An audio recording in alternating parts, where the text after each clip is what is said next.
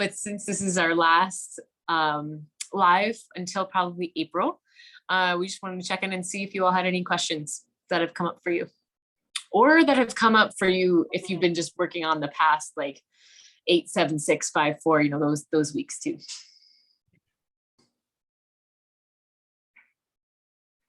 I like the power of Conjure. Yeah. thinking. It's the universal sign of thinking. The thinking hands. Okay, so this isn't about the last chapters, but I still feel very inadequate making tinctures, and I don't know, like I usually just use the folk method, but then I don't trust what I'm doing. And I don't know. I just want your opinion. Clarity.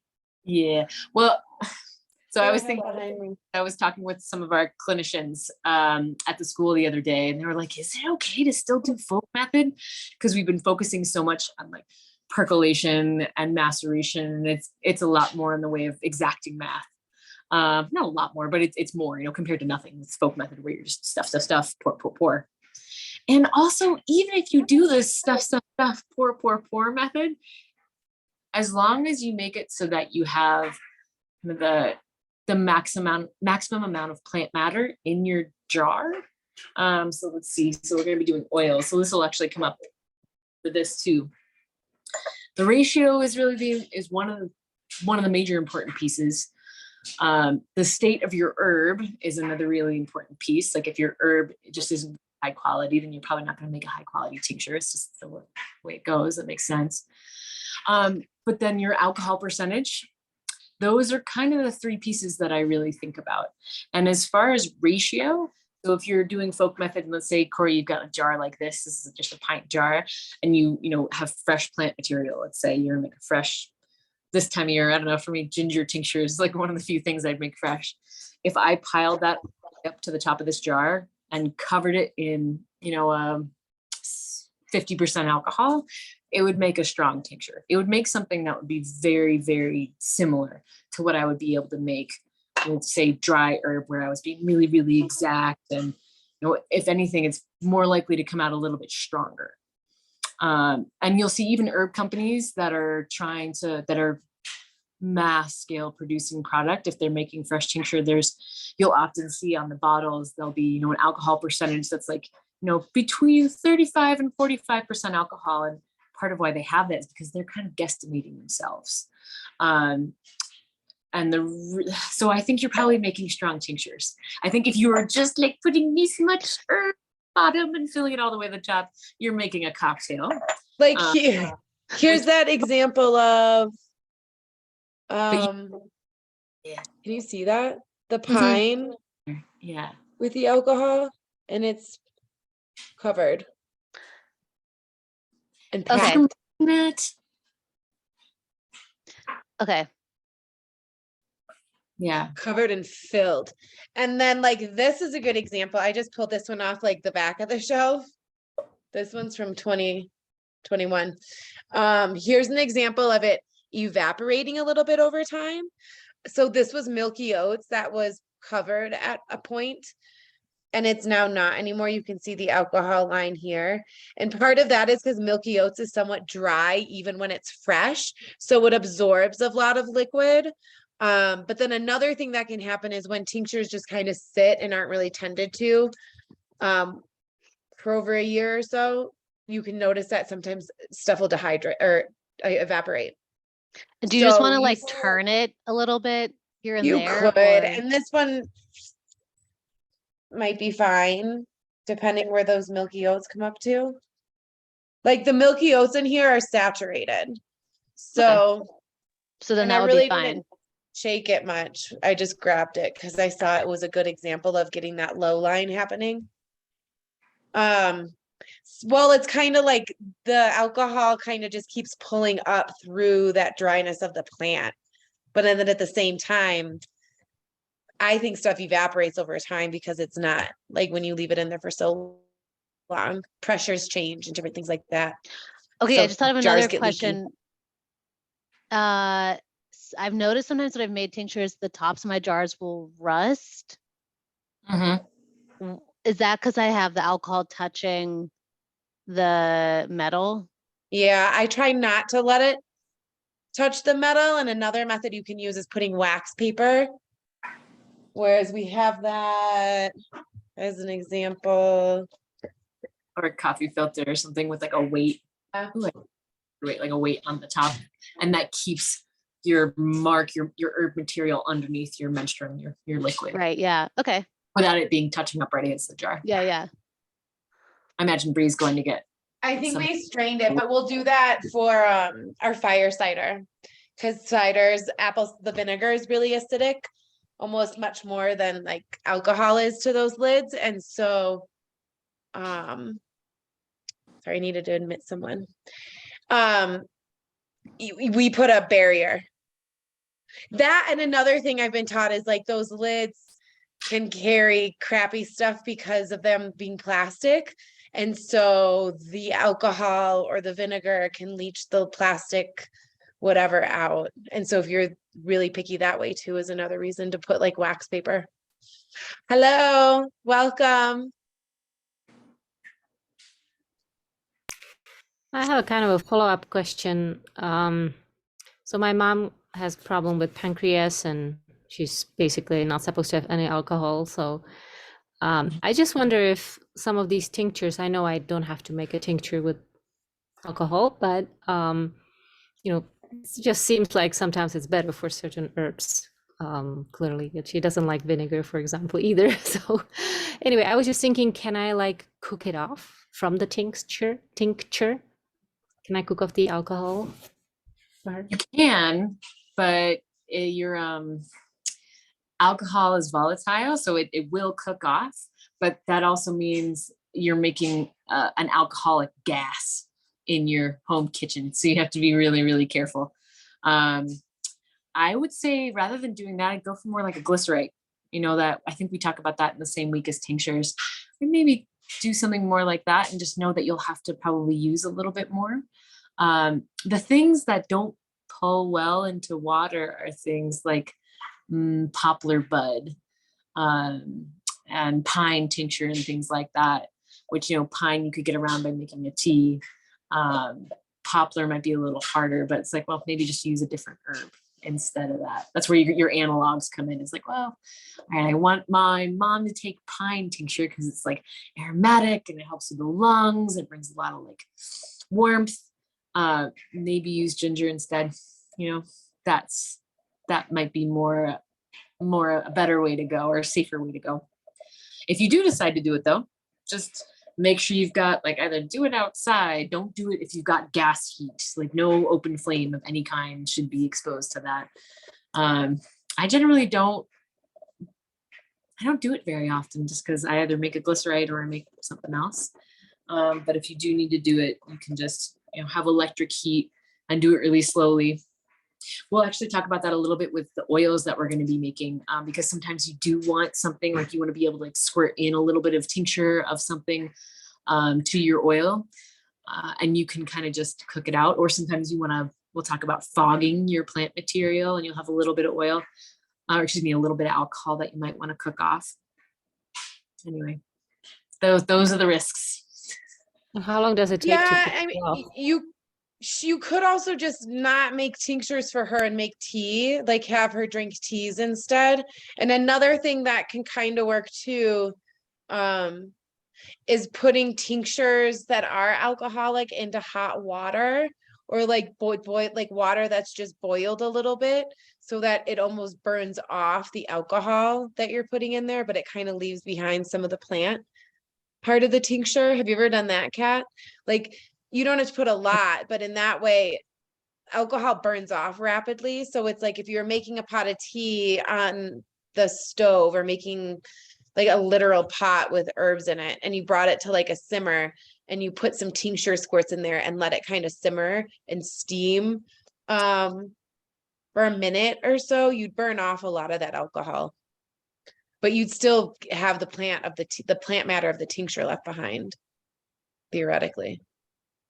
And it's also, tinctures are like, if you took a dropper full of tincture, like one big squirt, that would be, maybe 15 drops of alcohol. I mean, if it was pure alcohol, 30 drops is not very much. So you might check in with a doc and be like, so alcohol, like no alcohol, or like, can I have the amount that's in like a chocolate liqueur? Like that's how much alcohol we're talking about with tinctures too. So Yeah, she was told that not even the chocolate liquor.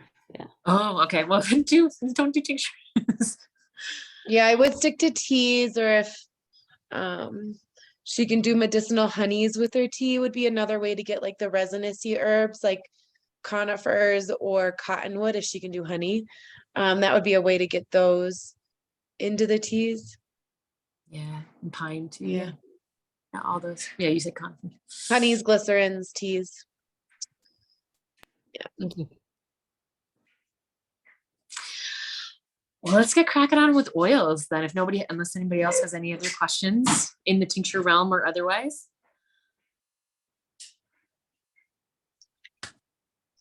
Okay, so it's actually pretty similar principles if you've read through the I'm gonna whole go- week. Kind of some of the similar things apply. We want to make sure that the plant matter that we have it's in a good state, so it's actually strong herb to start off with. And depending on the freshness or the dryness of our herbal material, that means we could go into kind of some slightly different methods. There is essentially the equivalent to the folk method for making oils is you just have your herb, you put it in a jar, you cover it with oil, and you just leave it in the sun or, in a warm spot. And if it's in the sun, you put it in paper bags so it doesn't have exposure to UV light, but it has exposure to the heat. And you leave it in there for, 2 weeks to a month. And the main thing that we have to worry about with that method is when we're using fresh plant material, it has a tendency to go bad. Because if you mix oil and water, they obviously don't mix very well. So if you have fresh plant material, that's when we tend to go more, or I know Bree does, at least for part of the time with her products she makes, and I tend to go for more of a hot method when I'm making fresh plant material. But you can totally use just, I've known a number of herbalists who are, living out of the back of their van style herbalists, and they make excellent medicinal oils. They're just careful about making sure that their oils don't spoil. I would say that 10 times fast. What we're going to show you though is how to do the hot method, and that'll give you all the ratios and everything that you'll need to know to make it kind of a cold method infusion as well. Who's made an infused oil before? A show of hands. A 1, a 2. Corey, that was great. You're like, have I? Maybe once when you were in class. So I'm curious, Ann Lee and Carolina, when you made your oil, how did you make it? Like, what did you make and how did you make it? Just in brief, if you could describe it or remember. I made a cold infusion and a hot infusion with arnica specifically. So, Okay, so with fresh arnica? mhm. Nice. Okay. And Carolina, what did you make? Actually, arnica as well, and I had some mountain violet, which I tried to make the oil for cream, face cream or something. Well, and if you're working with arnica, like when we make oils, and arnica is one of my favorites too. It's just lovely as a gentle muscle restorative is kind of how I think about it. So sore muscles and aches and cramps.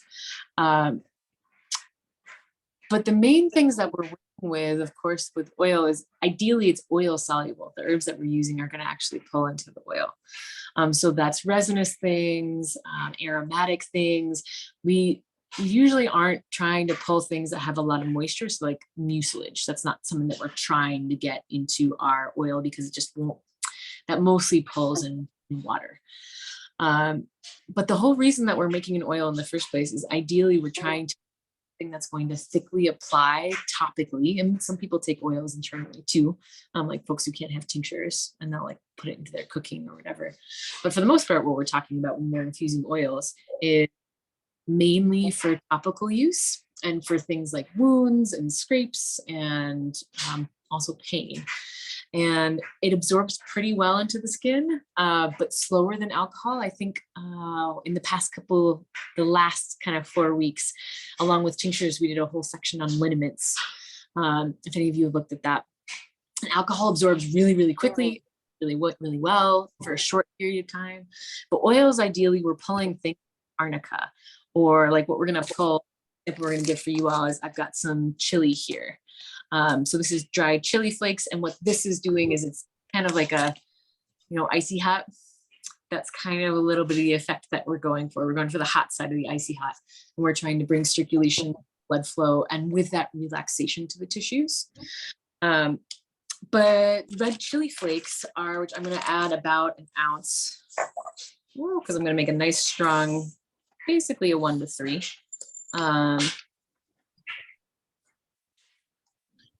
Actually, I just want to make 2 ounces of oil. A little shade under an ounce. What we have here is dry plant material, and I just weighed this out. This is about 3/4 of an ounce. I'm going to try to just make about 2 ounces of oil total. And if you remember from some of the last recordings, we were talking about ratios in tincture making.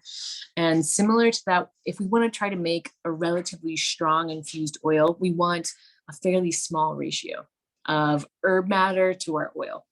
So in this case, I want 1 part, which is, I weighed it out. You can't see the scale, but I don't think that's that important. So this is about 3/4 of an ounce by weight of chili flakes. And then I'm going to add a little bit over 2 ounces of oil. So that'll be 1 part by weight of chili flakes to about 3 parts of oil. And I'm just going to use just an olive oil. And I have this, I like making my oils into the vessel that I ideally am going to be putting it back into. But I also just like pint jars because you've got the ounces and the mils right on there. You could also use something like a heat tolerant, like a Pyrex. But ideally for this hot method that we're doing, you want something that's going to tolerate the heat. And ideally you want something so that you can set it up to have your oil once you've measured out your, 1 part to whatever you're doing. I'm doing a 1 to 3. If you have fluffier plant material like plantain, that's another really awesome one, as a wound salve.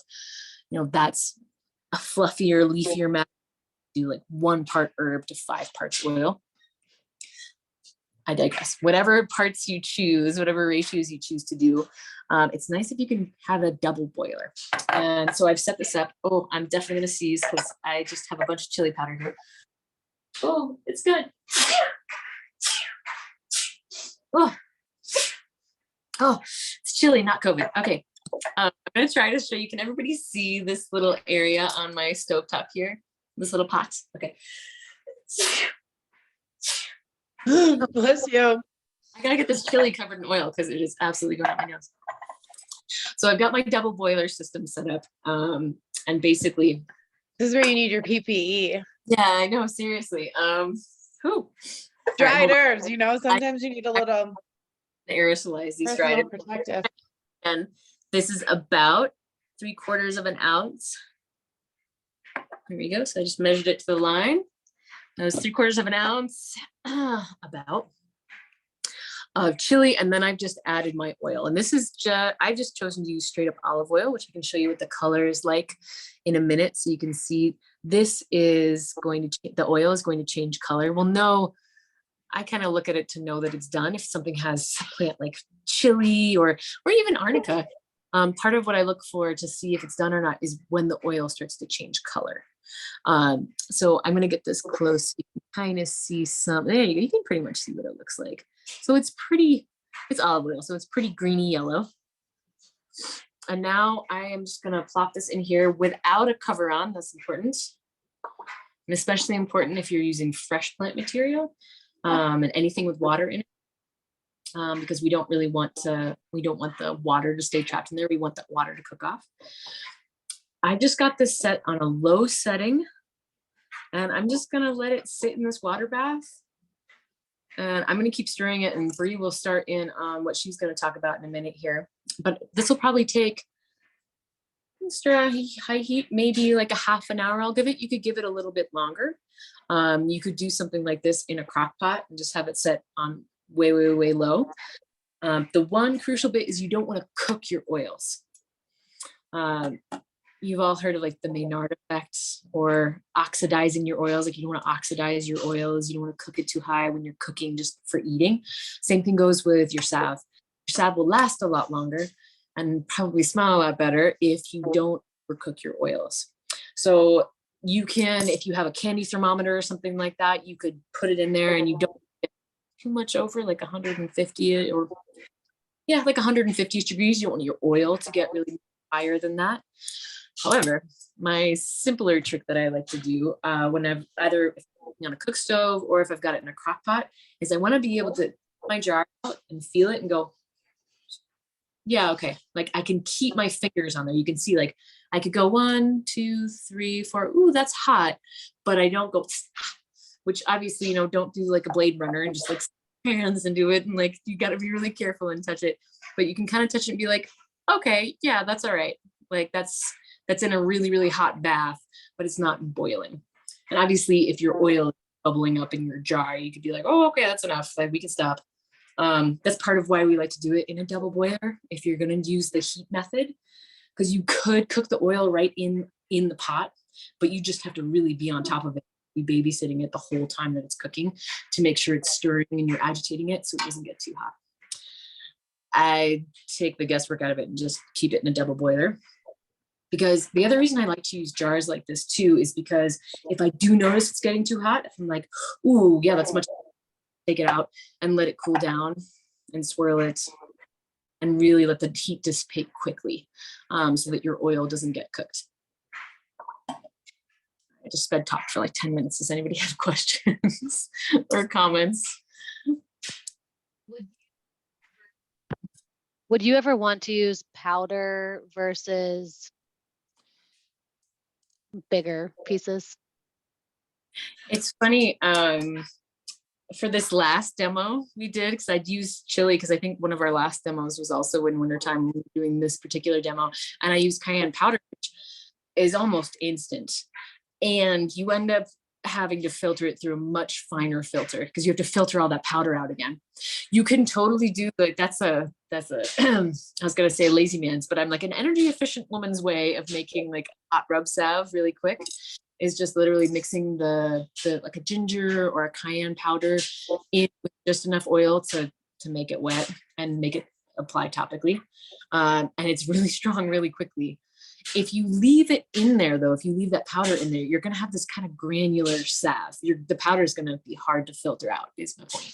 So you totally can just know that either you're gonna have a grainy salve at the end or grainy oil, or you're gonna have to take, it took like a half an hour for it to strain last time. I think we had like an hour and a half long session. I was like, okay, everybody's finally going. And actually that's this salve. So this is ideally what we want our chili to look like. You can see how nice and bright and orange that is. But this salve took forever to strain because all I had, I think at the time, I didn't think I had chili flakes. I had just the actual cayenne powder.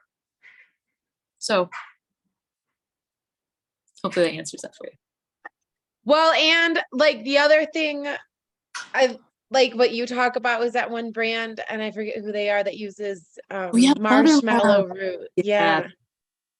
And myrrh, I guess. So yeah, there are times, but because sometimes you do want it to float through. So it's like if it's a nice fine granule, like marshmallow is something that the Mother Love Company uses. And that's a way to get demulcent herbs to kind of work in salves to be soothing. And so it's an interesting concept, you know, like, so they're using like the fine grain so that it like hits on the surface that way. And you could do that, like she's saying, with myrrh, so that you're having that antiseptic powder, and because it's a resin, so it'd be like fine powdery granules. And then you'd also get that really good smell, and you could do that with frankincense, myrrh. You could do that with conifer resins too, the same thing. I have some funny, I just saw conifer like samples of chapstick someone sent us, that their ingredients are like honey, jojoba oil, spruce sap, it said, and beeswax, like really simple ingredients. And I'm like, I wonder if they powdered it, but they probably didn't. Maybe, but you could, I guess is my point. Yeah, those, especially the ones that dissolve, like all the conifer resins, all the resins will dissolve. If you're patient and you stir it enough, they'll actually, the heat and the oil together will dissolve those almost entirely. Yeah. You might have like a little caking at the bottom of your oil, and that's fine. Like your oil's still good. So it wouldn't like rot because there was plant matter in the oil? Not when it's dried like that. Okay. Yeah. Yeah. Yeah. So if the resins are cured in a way that they're like totally dried and crumbly, and you can powder them and they turned almost like a dust, then you could use them like that. Yeah, as long as it's resin and not sap, because sap has water in it. Even if it's dried out, it still has a little bit of water in it. So Yeah. do you want to talk about the filmy thing that you with fresh plants? Since I'm making Yeah, so I like to make a lot of sorry, I'm falling off my chair. I like to make a lot of fresh oils in here. And so from like April, May until October, we're whipping out fresh oils. And so you have to work with them really fast, because you have this water component in oils that just doesn't mix. And so it makes your oils rot a lot faster if you were to like leave your moist, fresh plant matter pieces in your oil for too long of a period, especially without having added like heat to that menstruum. So for example, if we went out and we got a bunch of like violets and we're making a violet infused oil, and we did it fresh, we would, I mean, violets don't have, our violets out here aren't super moist in water content, but in other places, I guess maybe they kind of are, like in the Midwest and stuff like that. So you could let your plants wilt for a day. And what that does is it lets it just kind of dry out just a little bit. I don't like to over dry them out. Like out west here, you let the violets dry out for a day and they kind of crisp up and like they're dry overnight. But like somewhere like Michigan, you could pick the purple violets and you'd be fine to let them wilt a little bit. It'd probably actually be nice, especially if you picked them from moist grass. Anyway, my point being is there's ways to work out the water before you start using your plant matter. So like, especially like dandelion's probably a better example for this. I always let dandelion heads wilt overnight because they're a moisture holding flower just in general. They're juicy. That helps to get some of that water out of it. So when I go to put those fresh dandelions into an oil to make something like a booby serum, there's less waste to my oil, because what happens is the water from the plant matter falls to the bottom of the jar. Where did I put my jar? And you get water trapped underneath the oil. And so that water trapped component goes in the trash. So sometimes that could be like that much of your water oil that looks weird and that has like these little like almost bubbles or like moisture globules, like you can see Kat holding up there, those little like dark spots that you see her pointing to, and that milkiness that you can see on the screen there, that's water. And we want none of that milky look, and we want none of that like dark globbiness at all getting into our next like our finished product of oil. So the way that we start our oil infusion is that we would wilt our plant matter first a little bit, whether that be like a couple hours throughout the day or overnight. And then we're going to go with kind of the similar 1-to-4 oil ratio where you, and like arnica flowers, I do those fresh in, because if you let arnica flowers sit overnight, they poof out faster than a dandelion. So you'd want to pack your jars like 1-to-4 ratio with your oil to water, 1-to-2, 1-to-4, making sure that you have, like adequate room for your plant matter to move around in that water or that oil. Just so like it's not overcrowded, because the more overcrowded it is, the more chance you have it for it to go kind of rancid with the fresh plants, is how I think of it. So I like that 1-to-4 ratio. You're gonna again do what Kat did, where she sets her jar into the pot of water or a crock pot or like a double boiler kind of method with the lid off, because we want to work out any of that moisture that could be trapped in with the plants, right? And so after that happens, we want to make sure that we strain our oil the same way, because if we don't, and if we let it sit for too long, or if we like skip this whole part entirely, and some people, and you see this a lot with new herbalists, is they're like, oh, I made fresh arnica oil, I put the lid on, I put it in the windowsill, and then I just wait, right? And you're like, oh, how long did you wait? And they're like, I don't know. I mean, it's like, it's still there. And then they go to grab it and it's like 2 months later, even 2 weeks later with arnica or with fresh plants. And they go to take their lid off and look at their arnica, and it's like goopy and looks like there's like this film growing around it that's like translucent and kind of weird. And then it smells kind of off in the oil. That's bad. Like that's your oil turning rancid. And that's like slime mold you're growing or something on the plant matter. So we throw that out. Like that's, you toasted it, like mission failed. We don't want to put that on our skin. So you don't want this, like, so never put fresh plants in a jar, put a lid on it and like do the dried method. Like, cause dried method with dried plants, you could put a lid on it and go put it in a warm spot and forget about it and come back to it in a couple months. And it would be fine because there was no moisture in the oil or in that plant matter. So it's just a long infused oil. Fresh plant, you can't do that with. So you're going to do the second method where you're straining out your fresh plant matter. You're again heating your oil up, and you could see when Kat held up her jar, she had a part of it was like that milkiness and that darkness is sitting at the bottom there, and her oil's clear and you can see through it. That's good oil. Like you want it to clear out. You want that shift to happen where like the milkiness and the beads of water globules kind of sink to the bottom. And then you're going to pour out. Yeah, you can see there's more like little globules that settle to the bottom of that, but you can see the top of it's clear. So you're going to, or is that a clear one? Was that one totally clear? Yeah. Okay. So that wasn't what I didn't see globules at the bottom, but you want it to be clear. Like you never want those little globules to be at the bottom of a finished jar. And the way that you get those out is you're going to decant. So you're just going to pour out the top part of that jar enough that you're not getting any of that milky stuff that we saw on the bottom of Kat's jar into your next clean jar, dry, clean jar. And that's going to be your final jar. And we like to even like, I like to pour it through like a really fine, like coffee filter or like tea bag filter, like one of those disposable, I don't have one right here. Here's an example of like a cotton one, but like tea bag style kind of filter where you're making sure you're not letting any particulates or moisture droplets get into that oil that you're going to put on your shelf. And then you can have a shelf stable oil with fresh plants for like 2 to 3 years, really. Like they're good if you just get the water out. Yeah, and Don't let the water stay in. This one without the water, this is plantain from last year. It's a pretty color. And it's still nice. And it's a safflower, so it's very green. So last, now's a good time probably. Take a breath. Questions? yeah. Ready?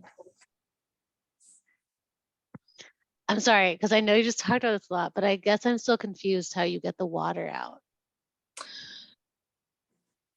Heat. So like So that just like the more you second heat time it. that you're taking, yeah, like the second after you strain out the plant matter, you're taking that jar and you're putting it back in the double boiler.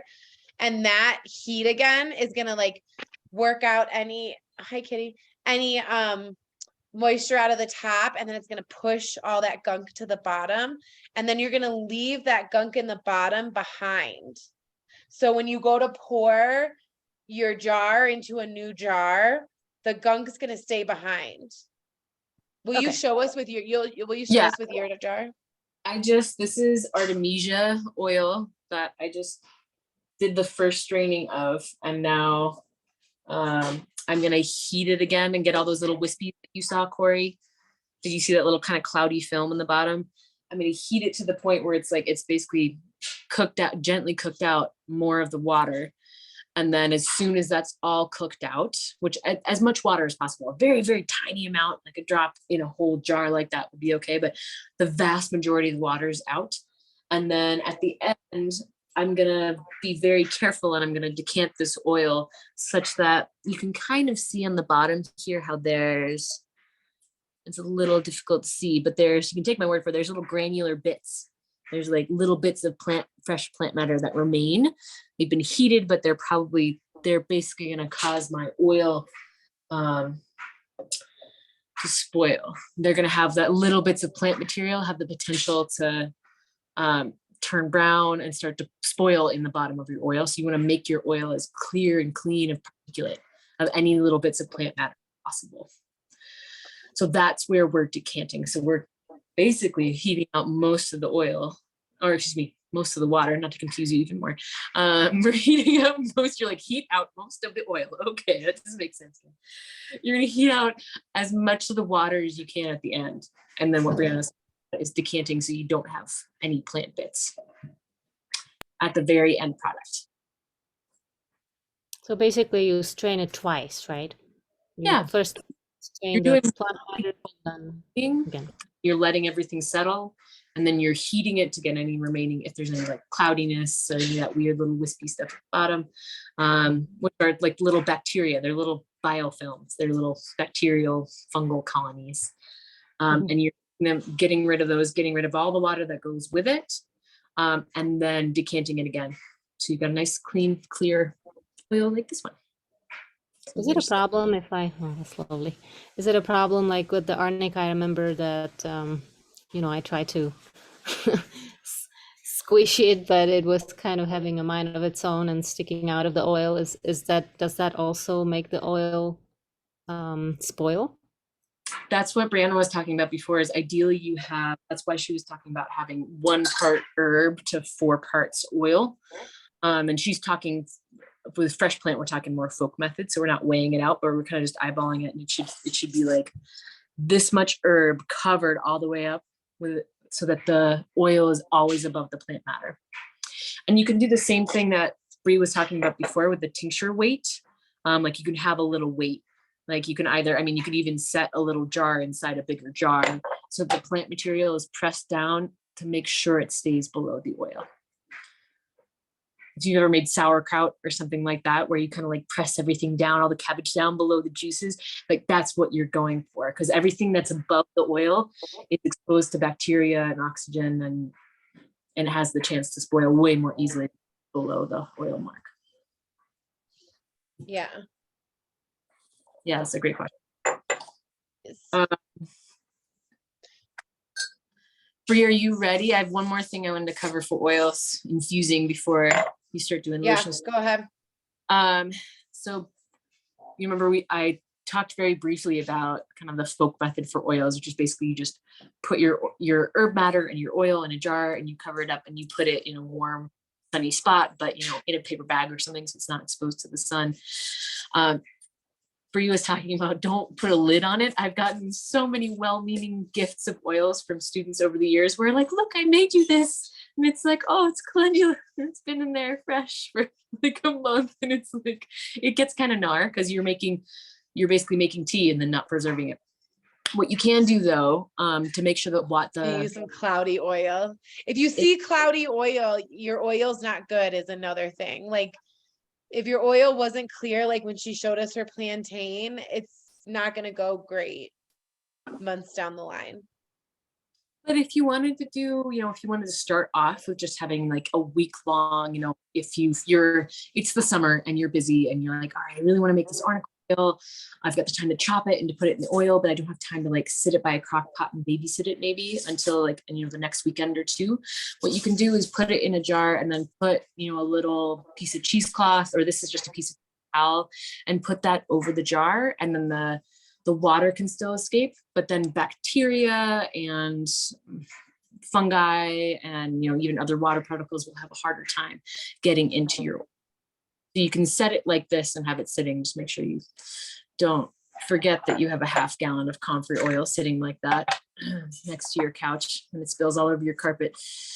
Not that I know anybody who that happened to. Anyway, that's one way to make it so that you kind of a little bit more of a fail safe, so that you, even if you forget about it for a week, you have a higher chance of it still being okay. Okay, these have to cook for a little while. Brie, you want to talk about lotion potions? Yeah, so we're gonna talk about, if you guys have any questions right now, we're gonna move into making salve, and then kind of just like the next parts of that is making a cream.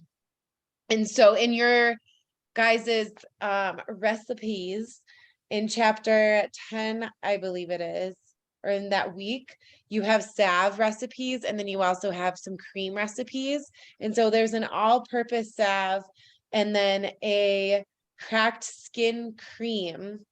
I think, hold on, I'm looking at them right now. Or no, it's the injury, aches, and scar salve, and the cracked skin cream. They kind of have similar ingredients where you have your violet, your cottonwood, and things that are going to be skin healing or tissue regenerative, but then also being anti-inflammatory, and like wound healing. So the difference between a salve and turning it into a cream is a salve is just your oils with maybe some other butters, or you could use lanolin or castor oil to make it thicker. We suggest that in the recipe. It gives it more of a glide, and then it's just beeswax. So salves are basically turning an infused herbal oil into a portable way to carry it and an easy way to apply it. So instead of having an oil that you'd be applying to an injury or to a wound of herbal goodness, you'd have a hardened salve that you could carry in like a tin. Do you have anything to say to that, Kat? Yeah, I mean, I can kind of, what's the main things? There's a lot of different ways, or there's several different ways, maybe not a lot, but there's a number of different ways that you can make salve. Beeswax is probably the simplest and the most accessible for everybody. And the more Any wax. I mean, you could use, you can go vegan with it and use like a emulsifying wax or vegetable wax is one way that you could go. I brought that. I think the main thing that I think about with salves, which we'll see if we've got time to do an actual salve too, because I know Brie, you're going to demo the cream. I'm kind of going to turn the salve into a cream. So I'm going to do it staged. So we'll see like how the salve sets on a spoon. Oh, perfect. And then I'm going to show you like really it's just adding water to turn it into a cream is how I'm going to simplify it for you guys. Because I think people get really hung up on like the whole getting it whipped into a cream, and that creams are just really complicated. And so we're going to make kind of like a butter with our salve where we're getting this water whipped component in there. So yeah. So how oh, go ahead. I think the only thing I think you're going to probably show this, but the main thing, salves are actually really, they're very, very simple. And you can really just test and see what kind of salve you like. The more wax that you add, the more things that you add that are solid at room temperature, and higher. So like beeswax is solid even at 100 degrees, it can be, you have to cook it. You have to get it above kind of into the 150, 160, 170 to get it liquid. Yeah. So here's liquid beeswax here. There we go. So the more of That's that what I was working on back there. The more, the harder your end product will be. So, there's like an oil, like 1 part beeswax to 6 parts oil. If you've ever like squeezed it like out of like an antibiotic ointment type of a thing, like almost petroleum consistency. That's a 1 to 6. And then farmer salve, anybody, those big square tins of like Bag Balm or like farmer salve where it's like you really gotta get in there. Those are like 1 to 2. And there's nothing wrong with it. It's not like the medicinal effect is going to profoundly go down or something if you have more wax, but that's kind of just a simple way to think about it. And even if you don't remember the ratios, Brie will probably show you, like, she's just going to keep adding oil and wax together. She'll put it on a spoon so you all can see like how quickly it will harden, but you can really test it. If you make your salve too hard, it's not a big deal. You just add more oil. It's not like, it's hard to ruin it, I guess. It's a very easy entryway. So if you make something that you're like, this is too hard, or this is too soft, it's pretty simple. You either, if it's too soft, add more wax. If it's too hard, add more oil. That's it. That's my 2 cents. I'm sure Brie will cover that again as well, but. Do you have any tips for how to not make a mess out of your kitchen when you're using wax? Yeah, you have a dedicated you have a dedicated something. You either use well, okay, so there's two things. One, have a dedicated vessel. Like I'll have, there's three things. You can use beeswax pearls. That's really easy.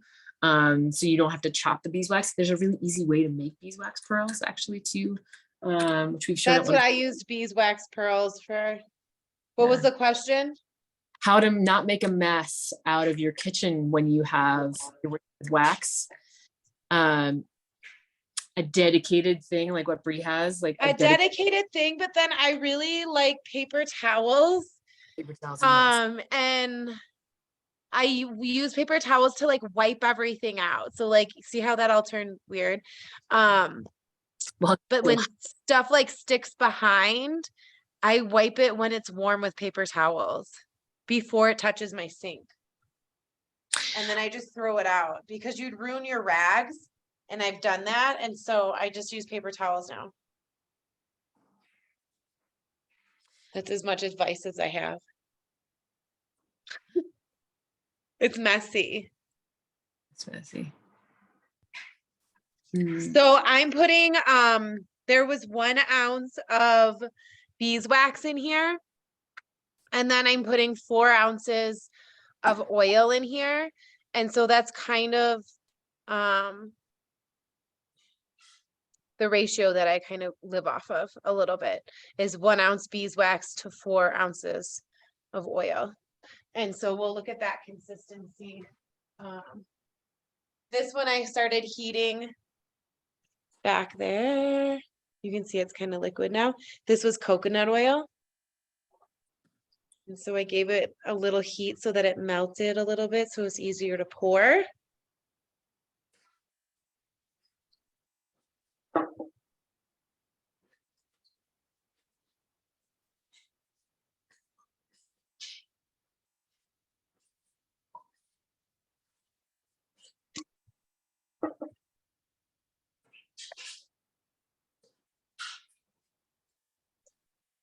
And so, yeah, so I'm gonna put this back on heat and we'll check out the consistency here in a couple of minutes to see what it looks like. I'm gonna go grab a spoon and we'll do a little spoon test. And the spoon test is where once it's melted, you can dip a spoon in there and then we'll see the hardness that it has when you take out that spoon. So I'm gonna get this back on heat, Kat, if you wanna see where Yeah. you're at over there. Yeah, and I can, let's see, so it's been maybe 25 minutes. So you can kind of start to, I'll see if you all can see. Can you all see how the color of this has started to change? That's getting just a little bit more orangey. Yeah, there we go. Now you can see like that. So compared to just straight up just the green that it was before. So that's ideal. So if you have darker oils, it might be a little harder to see if you have something like arnica. So if you've made arnica infused oil before and used avocado oil or extra virgin olive oil where it's already a little bit green, it might be a little harder to see. If you use something like safflower or apricot oil or almond oil or coconut oil is really easy to see. It'll change slightly. And you know, when you're working with fresh plant material, it's sometimes easier to see not only the color of the oil changing, but the herb itself changing. It kind of starts to desiccate a little bit. You know, with fresh plant material, it's a little more obvious because the water just starts to get cooked out of the plant matter and, you know, and steams up and it shrinks pretty profoundly. So like some fresh plantain, fresh comfrey. You can see a similar thing with dried plant matter too, though. So if you have like dried plantain or dried calendula, it also the plant matter starts to change. The will tend to get a little bit darker and a little bit more brittle. And usually, you know, if you've had it in a crock pot on low for several hours, like that's plenty. You'll be able to see that really pretty profound change in the herbal material. And I wanted to really quickly show that decanting. So you all remember, that's actually about there.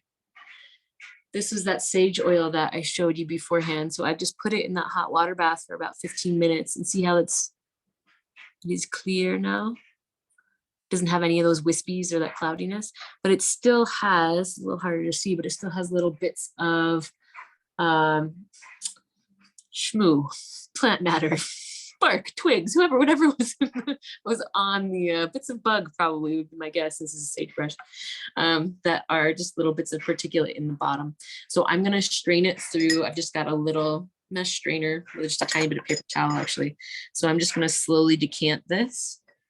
And the mesh and the paper towel is more for like, just in case my hand's not steady. You could totally do this if you were a nice steady hand Sally, and just pour it and just leave usually a little bit of the oil behind, along with your water. And if there are any water droplets, but mostly it's that particulate bark, bugs, and other stuff that you don't want in your end product. Oh yeah, see, I don't know if they're actually bugs, but definitely leaf particulate in this here. So I'm just gonna slowly strain this out. It's taking a little while to go through because I've got that little fine filter in the form of that paper towel. But you can see now I'm kind of getting towards the bottom and it's kicked up a little bit. You can see the bottom's just a tiny bit fuzzy. So as soon as Bria's set up, I'll probably maybe put this back in for another minute or so into that hot water, just to see if I can get a little bit more of my, yeah, so here we go. You can really see now. I'll just disturb this and then put back. Can you all see that? Little bits of particulate and stuff. So I'm gonna put it back in the hot water a little bit while longer, let everything settle back to the bottom a little bit more, and strain it. But you can really see this is now just totally perfect. Oh, it's so pretty. It smells so good. It's sagebrush oil. It's so nice. But see, there's nothing in there but oil. So that's it as far as the decant. Yeah, Corey, go for it. Okay, so maybe I'm just being an idiot and not understanding what you're doing, but before you decant it, like, are you saying that the water would stay at the bottom of the jar so that when you pour it, you're not pouring the water out? Most of your water should get out of there, and most of this water, the water, like and what I see as water is any of these areas of biofilm that have built around little bits of water. So that wispy stuff that we saw before I put this sagebrush oil back into this double boiler. So are you hoping before you would decant it, you're hoping to evaporate all of those wispy things? Okay. Ideally, yes. But in my case, the reason maybe it was confusing is because I was like, oh, nope, there's still a few little bits at the bottom that indicate to me like, oh, okay, there's still some water remaining in this oil. So that's why I put it back in that water bath. Okay. So I'm decanting, I'm mostly decanting for the particulates. If there's a little bit of like a slimy film at the bottom of your oil, you want to cook that until that's gone, or you want to heat that, not cook it. Okay, got it. So it's totally gone. And so I thought it was totally gone. And as I was decanting, I'm like, oh, nope, there's still a little bit of a film at the bottom that indicates a little bit of water. And with that, bacteria will always, they'll follow the water. Bacteria and fungi will always follow the water. So that's kind of why I'm synonymously saying like water and bacteria there. Okay, got it.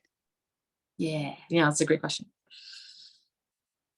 Brie, are you ready for us? Or are you still melting? Yeah, here, I'll show you where we're at.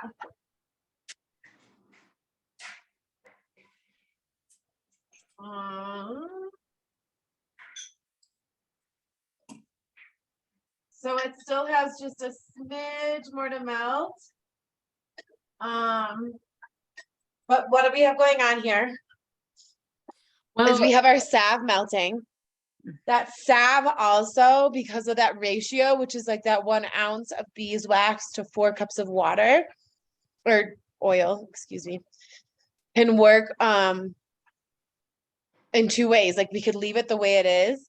We could call it a salve. We could pour it into like jars or tins, and it would be a nice kind of like hardened texture that you could rub onto wounds or dry skin or something. If we wanted it to go a little beyond that and even like increase our ratio of what we have to offer, we could add water.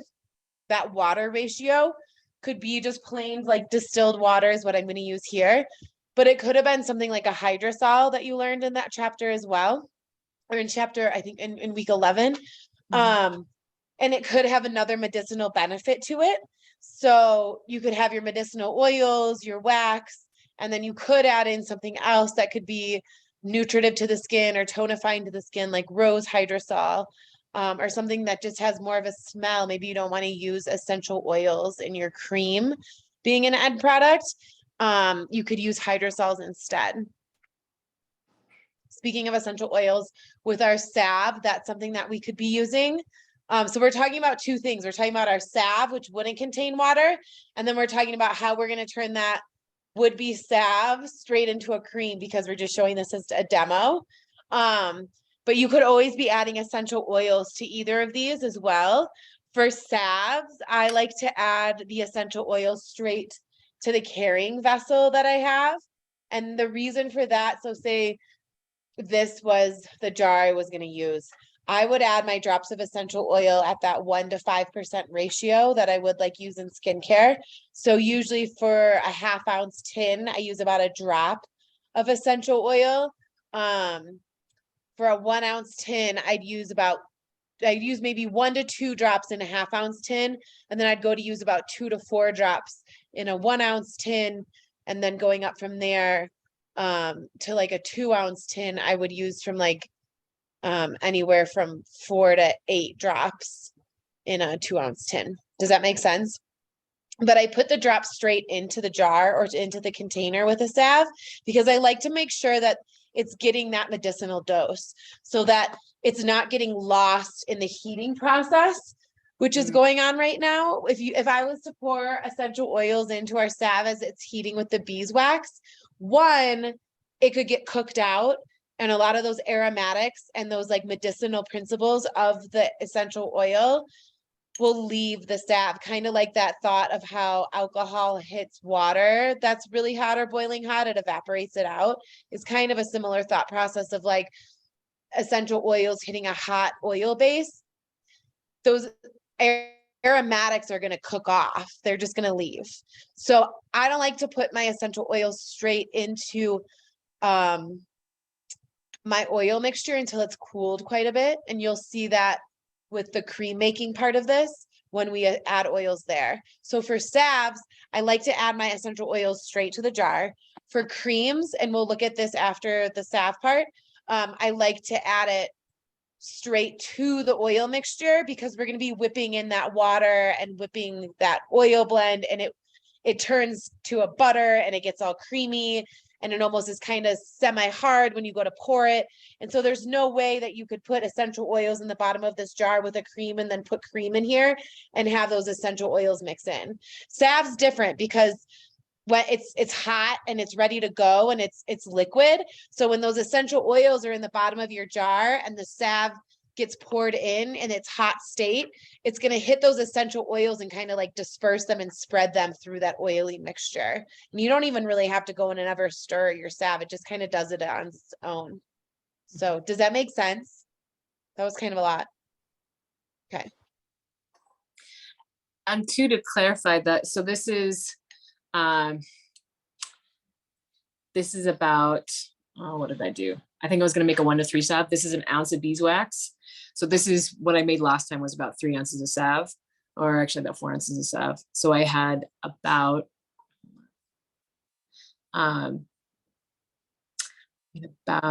3 ounces of oil to about an ounce of beeswax, and it made this consistency of the salve. And it's pretty hard. Like you can see, I'm pressing my finger into it and it's not really going anywhere. So that's a darn hard salve compared to what Brianna is making, which is that 1 to, I think she's actually making even less. She's making like a 1 to 4 or something like that. But the salve definitely is a little bit more one and done. I think maybe that's why people are more intimidated by creams, is because compared to salves, it's a little more complicated. Yeah, you'll see. You can really F it up. Yeah. Okay, so this is a colder spoon. I'm gonna do the dip test. This is really like calculated, professional. We could have put this outside, would have made this like happen quicker, and had a cold spoon, or put it in the freezer or the fridge. And a cold spoon going into the hot liquid just makes it happen faster, that you see the hardness that happens, but this is pretty cold. It's from the back. Okay, so I just dipped it and you can see it already starting to harden on there. Do you see that little layer? And then on the back there, do you see the drop that got stuck in time? Okay, so that's showing that, I mean, that's a pretty decent hardness so far. Like you can see here, there was a little droplet that was going to happen that didn't. So what this is showing you is like if your salve was not setting up and it was not going to have a hardness to it, this would just drip off of here. Like this would have, I would have walked over and this would have just been dripping like oil on a spoon. But because of the beeswax and the ratio that we used, this is looking to me like that was a pretty good ratio at that 1 ounce beeswax to 4 ounce oil. Do you guys see that kind of? So it's staying on there.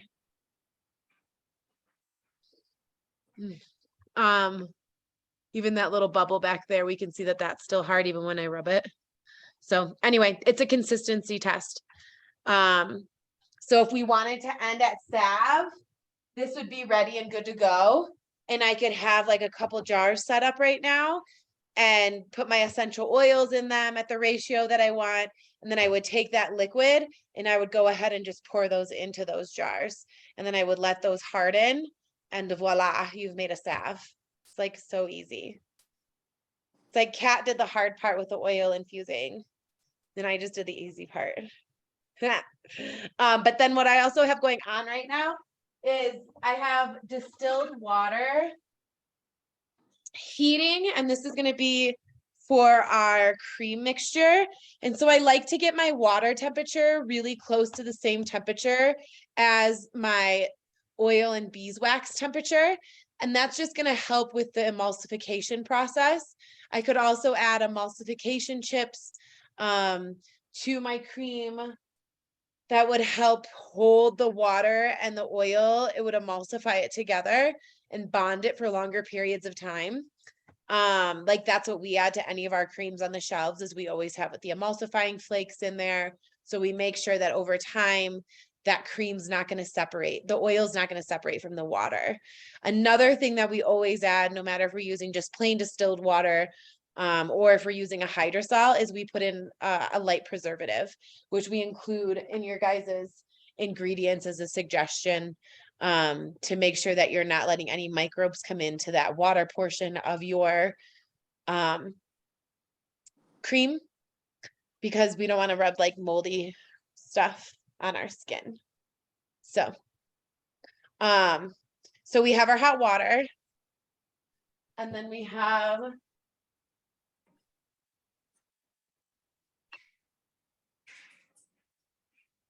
our hot oil.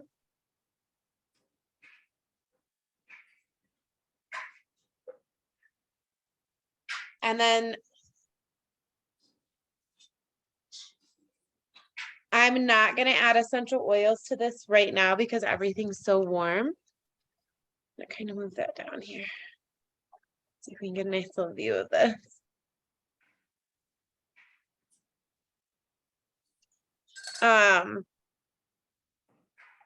Okay, so what we're going to do is I'm going to start to blend with our emulsion blender. This little, you could use a blender, like an actual blender. I'm going to use a stick blender for this. Things clean in your kitchen. Oh man, a stick Say blender. what? A stick blender is so much easier to clean compared to an blender. I mean, if you've got it, you've got it. But yeah, it's a whole other thing. Clean a stand-up blender like that you put onto a motor as opposed to stick blenders. Okay, so watch this magic start to happen. Let's make sure this doesn't blow up in my face.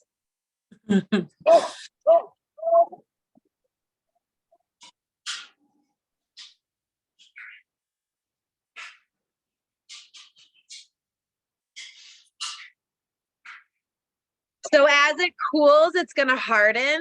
So we're going to watch that start to take place, and then we're going to start pouring the water in, and we're going to watch them kind of start to blend together, and then we're going to watch that hardening take place even more kind of over time here. So it's going to be a little bit of a slow process. So just enjoy the hum of the stick blender.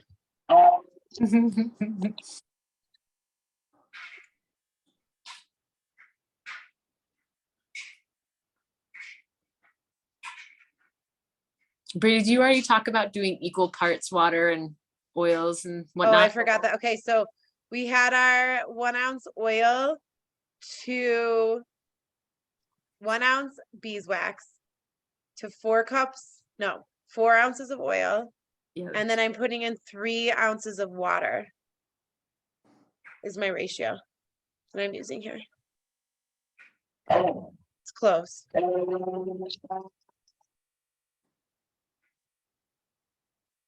and I think your temp, you said you heated your distilled water too, right? So that's all. This was distilled. And the distilled water part as well, Brie, is pouring that in there. The distilled water part is because if you have hard water, so you have a lot of iron or sulfur in your water, it can color your salve. And as the salve ages, Oh, more of like a well, I'm gonna mute. weird layer on the top, that can happen too. I mean, it's not a big deal. It's not like, oh my God, you've ruined your oil. It's just, I don't know, it can be a smell and a cosmetic in the sense of like, oh, it doesn't look like iron tends to oxidize more quickly. So the top layer that you have of your oil, like in your jar, is just going to look a little bit darker than the rest of your oils. Hence using like hydrosols, which is, if you haven't gotten to that section, that's basically the either a byproduct or an intentional product. Like when you're making essential oils and you're trying to distill aromatics, that's you make a lot of this stuff called hydrosol, this water-based substance basically that has a lot of those essential oils in it. And then, you know, in the industry, they have this very, really tiny skim on the top that they're taking off of the actual essential oils, like lemon or lavender or whatever. But hydrosol in and of itself is also a preservative. You know, Brie was talking about using some sort of preservative in her lotion. But that can, in and of itself, if you have a really aromatic hydrosol, can help preserve everything. So you could use that instead of distilled water, you could use that as your water portion. And then Brie was talking about before, like combining a medicinal oil with a medicinal water, basically. Because you're basically working with like half oil, half water preps when you're making a lotion or a cream or a butter or something like that. So your oil could be infused with, you know, cottonwood and St. John's wort and calendula or whatever. And then you could have your water portion be either a hydrosol, so it's like it's already infused with some sort of like aromatic essential oil. Ooh, like what Brie is bringing in. I mean, if you don't need your lotion to last that long, you're just making a little batch, you can even just make tea and have that be part of your waters too. Like make a strong lavender tea or something like that. I really like to use hydrosols just because they're, let's see what is Bree showing up. I actually can't see your little thing there. I like to use hydrosols just because it has the preservative agent and a pretty potent medicinal effect, which is nice. Bree, it looks like do something. I'm here. just adding essential oil. So this is just it's a mix of vetiver, red cedar, and grapefruit. So I'm gonna do about 2 milliliters.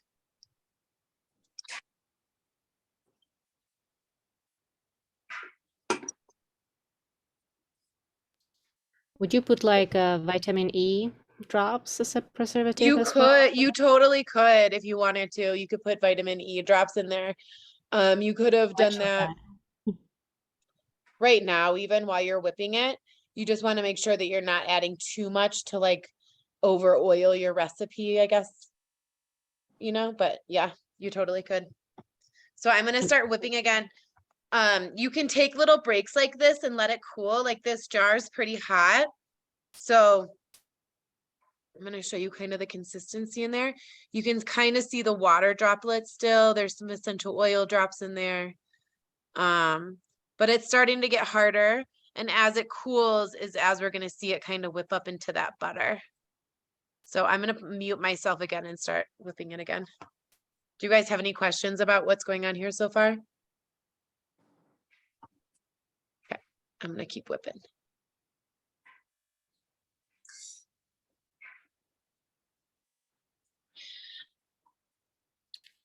I assume the distilled water wasn't that hot, right? Probably, or does it matter the temperature of it? I mean, it's nice if they can be close.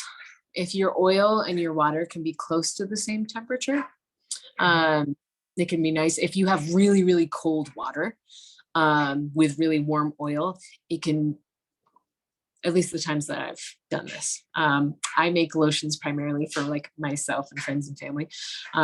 Brie makes them in a very professional, like sells them all the time kind of a way. So I'll let her answer that question again too when she's done mixing. But in my experience with lotions is if you have really, really a cold substance, and then you add it to your hot oils and waxes, it can make things cool a little too quickly and they don't emulsify as well. At least not in our little small scale, like if you're using a stick blender or something. I mean, industrially too, they'll do that as well, because then you just don't have to blend for as long also. It just blends together a lot more easily, a lot more quickly. Because we're kind of, if you've ever made a salad dressing before, you mix like some lemon juice and, some vinegar and then maybe some olive oil, and then you shake it up and it gets all like cloudy and thick and whatnot, or maybe you add some cheese or something like that. But that's all just emulsification. And we make a salad dressing, we just shake it right before we put it on our salad. What we're doing with this process, basically, like we could make something that has similar property to this lotion or this cream just by putting everything in a jar at the same temperature and just shaking it up, making sure the waxes all melt and distribute completely, and just shaking it. And then like a salad dressing, I'm like, we're the salad. We can shake it up and then pour it on our body. But to make it that thicker consistency, we need to just take a little bit more time with that blending process, and make it so everything's just a little bit smoother of a transition as far as temperatures. So. Great, thanks. Also, like, do you have to put the preservative? And if you don't, like, how long does it last? Also, how much of the vitamin E would you put in? You have to put in a good bit of vitamin E if you're going to do that. I like to actually use, aromatic oils. So there's a lot of different pieces to your question. Generally, let's just say you're just mixing oil and water. There's no preservative involved. It's, there's no other medicinal infusion. There's no essential oils involved. That would probably last you about 6 months or so if you kept it really clean. Like, so you only put it on after you'd washed your hands, or you only put it on after you'd stepped out of the shower and then, rub your body with it. So it's the least amount of bacteria exposure, because the more bacteria you put into it, the more the lotion kind of has to deal with. If you had it in a refrigerated space, because we all have a little mini fridge in our bathroom, I don't know, you'd have to keep it in the fridge because that would also slow the spoiling process. If you have something like a cottonwood infused oil or a pine infused oil, it's one of my favorites.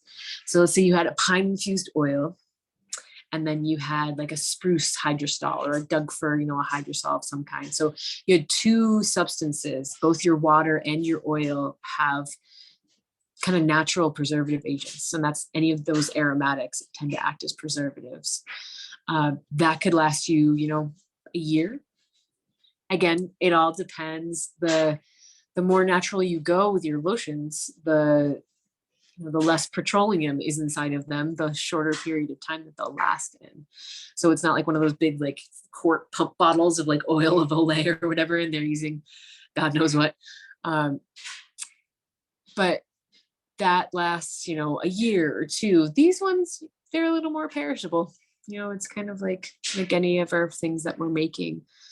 Ideally, they are perishable. So, like, oh, great, I started with good ingredients. But 6 months to a year, I think, is fair for most of the lotions that you make, especially if you treat them nicely.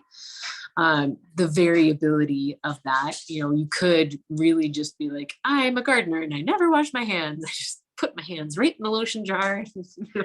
That is probably only going to last for, a couple of months until you start to see things begin to bloom and grow in there, especially if you don't add a preservative.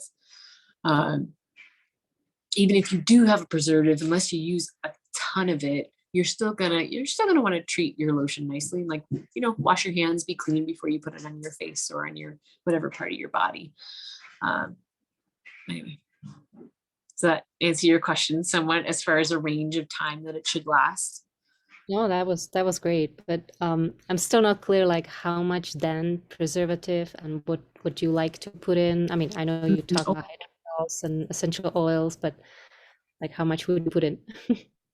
essential oils, like a 1/4% to 0.5% will preserve things pretty well.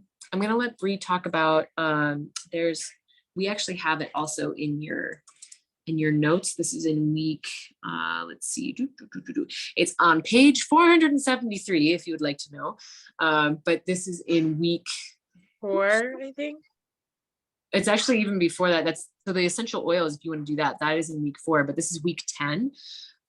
There's a whole section on preservatives on page 43. And I'm going to scoot there. And there's oil-based preservatives. So you could do like a vitamin E type oil. Just make sure you get a good high quality brand, because there's some that are just like not incredibly high quality. There are some water-based ones too. I think I want to let Bree talk about that one, because I haven't worked actually with the GSB a whole lot, but that's one I know that Bree has worked with a good bit. So maybe when we get to this point where Bree stops blending, she can actually talk about ratios for that. But that's a substance that's specifically designed to inhibit the growth of bacteria and fungi. It's still more in the realm of natural compared to like a petroleum-based product. But as far as essential oil or vitamin E, essential oil, the calculations for that are in week 4. But I think, let's see, for every cup, probably about 45 drops would be plenty, for instance, of essential oil. And to give you an idea, 45 drops would be about 1.5 ml, 1.5 milliliters. If you go by either, the tincture dropper bottle milliliter, or if you think in milliliters in that way, or you can just think in drops, 30 to 45 drops is often plenty and will give you a decent bit of preservative. And vitamin E, probably about the same, actually. Yeah, I grabbed the GSB so I could tell you guys. This is what it looks like little granules. We get it from a company called Organic Creations, is who I like it from. Anyway, you want to use it at a ratio of like 0.5% to 2% of the water content of your formulation. So that would have been in my 3 ounces of water, I could have used for this, I could have used like 1% or something. And so that would have been, what's 1% of 3? 0.3. Yeah, it would be, this is where it's really nice to use the metric system or something, or just make larger evolutions, because otherwise Or else you're like using like granules. And so, yeah, it's considered a broad spectrum, meaning it's going to help like protect against any bacteria, yeast, or fungi growth that could be taking place in the water. And then it just helps to extend the shelf life of things that contain water. So that could be a spritz for a face, a serum that's water-based, or in this case, the water portion of our cream will have that preservative in it. So, and we can see here, we finally got to a point where it's not super warm anymore. You can see a little bit of this film that's created on there. Can you guys kind of see that? So it's starting to harden there. See that little?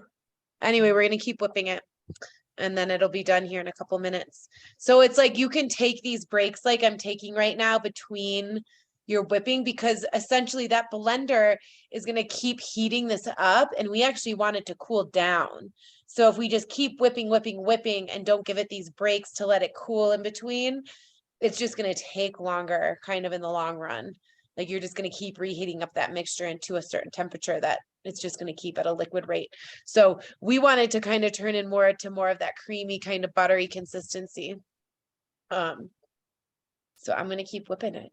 Do you guys have any questions about this process? I added a little more essential oil to it too. Smells good. Okay, I'm gonna mute and keep zapping while Kat can Okay. cover more questions. So do you have any questions about making oil-based medicines in general? If not, I can kind of just go over a little bit more on some other thoughts around working with oil-based medicines. So working with salves or creams or lotions and kind of when you do it and why. Yeah, any questions? Oh, let's talk about working with salves. So why do we go to all this trouble to make a lotion instead of a salve, or why even make a salve? So a couple of different pieces. Bree talked about the transportability of salves, and salves, they can you can totally fit lotion into a container too, but salve is really nice because it has the thickness of it is such that it stays around on the skin for a longer period of time. So whether that's for something like a wound or something like a series of sore muscles, it works. For wounds, it works as an antimicrobial and it covers up the tissue and kind of keeps, once you've cleaned out the tissue in the wound. If it's a low, like a scrape or a cut, like a small, not deep cut, it can actually keep bacteria from colonizing into your wound.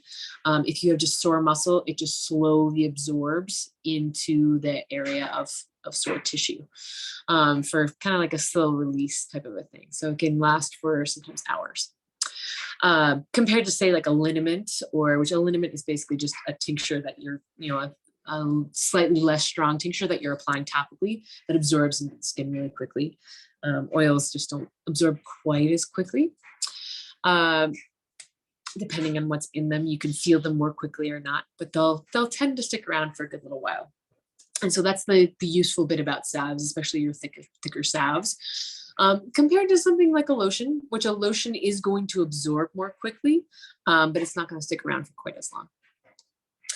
As far as working with salves, one major point to remember is, as far as for safety, is, well, there's a few things. If you have a small cut or a scrape or something like that, and it's not very deep, usually just cleaning it out, brushing off the dirt, washing it with a little bit of water, drying it off, and then putting on salve is okay. If you have something deep, and usually if you go, oh, that's deep, then it's probably too deep to put a salve on. You usually don't want to actually, it's called occluding or, covering up and sealing off a deep cut, because you want it to be able to bleed, to be able to exude pus. If it starts to do that, you want it to be able to exude is the only word that I can think of.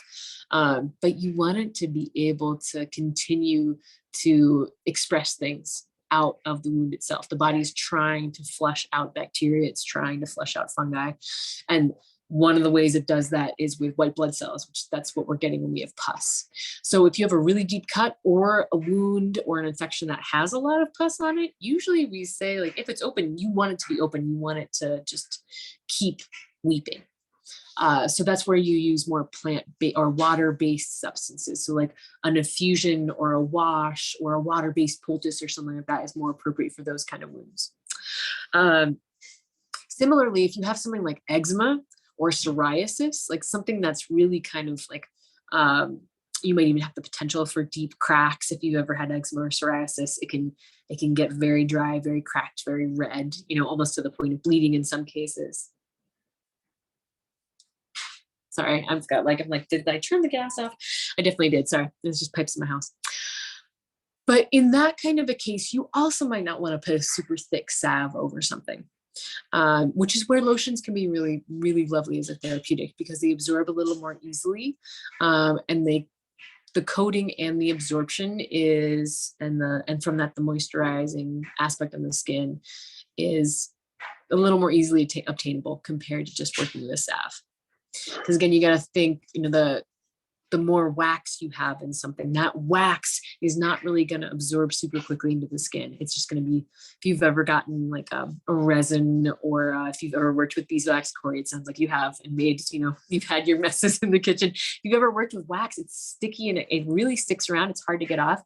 And that's not as, it's not as ideal for something like eczema or something like psoriasis.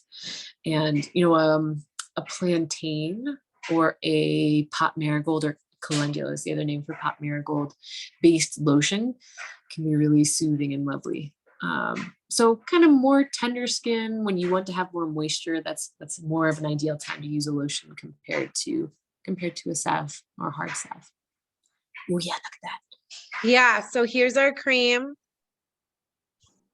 And that's kind of our finished product. It'll be like this buttery cream. I'm gonna slather my feet in it. Mhm. Anyway, that is that. Would it make sense to like put it in a like a colder bath or something? Or is that nonsense? Like speed up the cooling process. What did she say? Wait, repeat it again. How about putting it like in a cooler bath as you're mixing it? Is that You Is that not could, gonna you work? could totally, you could put it in a cooler bath. You just, you want to make sure it doesn't cool too fast because it can get too hard and then you can't mix it anymore. So it's almost better to like be patient with it than to cool it down too fast. Because Okay. then it gets really chunky and hard. And then you Mhm. can't really get that whip back into it. Mm-hmm. But then Okay. like from here, we could take that and we could put that into like a pipette bag Yeah. for like frosting. And then that would be an easy way to get it into jars. I'm probably just gonna take this home for my feet, for my hands. When we say cool, it's cool as body temperature cool or room temperature cool. It's somewhere within that realm of coolness. So you want everything to still be liquid, still warm enough to be liquidy. Yeah, not like an ice watery bath you wouldn't want. But yeah, that set up pretty good.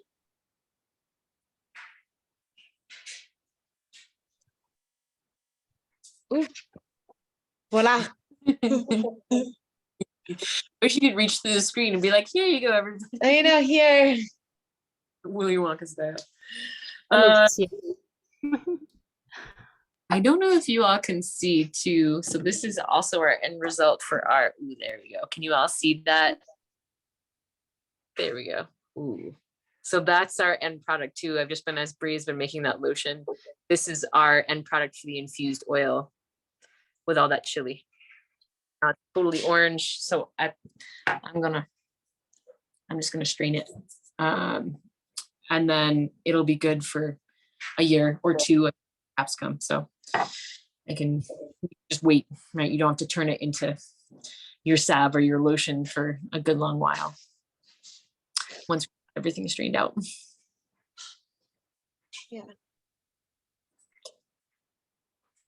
That was a lot of information, everybody. That's your from infused oil to salve to cream making. It's all right there. Do you guys have any questions about any of that? I want to go make something. Yeah. Take my socks off and put on some cream.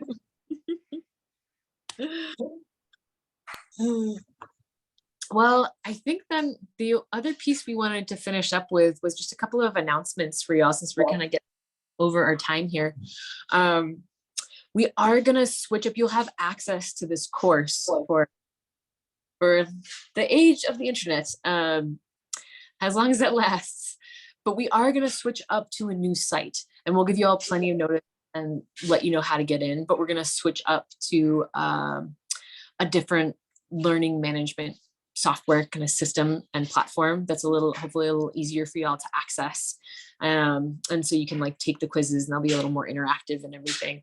But that's not going to happen for another month or so, but just keep your eyes open for an email in your inbox. And if you're suddenly like, wait, I can't get into the course, then either we're working on transferring it and getting it over, or you should check your inbox and see your like new password and new information to get into the new website for all the Plant Camp at Home PDFs and everything else.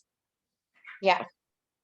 It should make it a lot easier to access everything, to ask questions and then even to see like what's going on for future class stuff.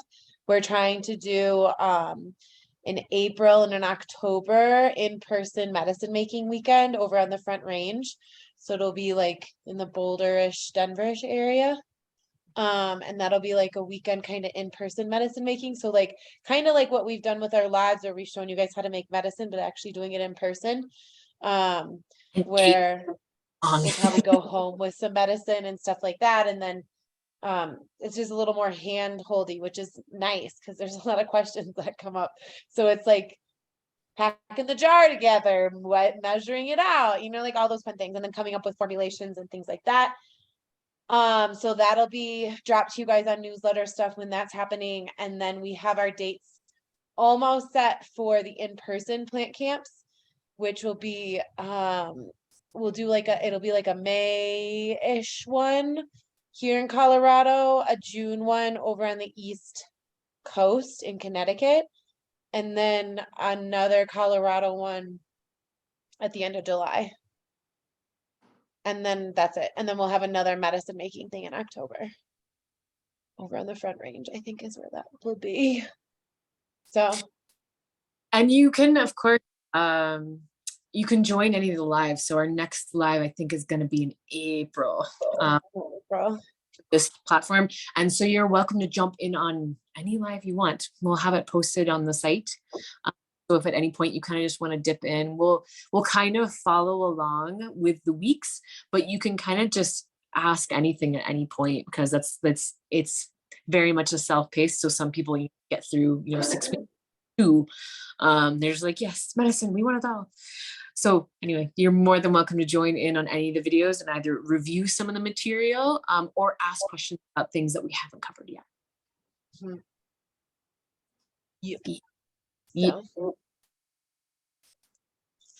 Well, cool. Well, thanks for joining us. Trying to think of any other farewell things.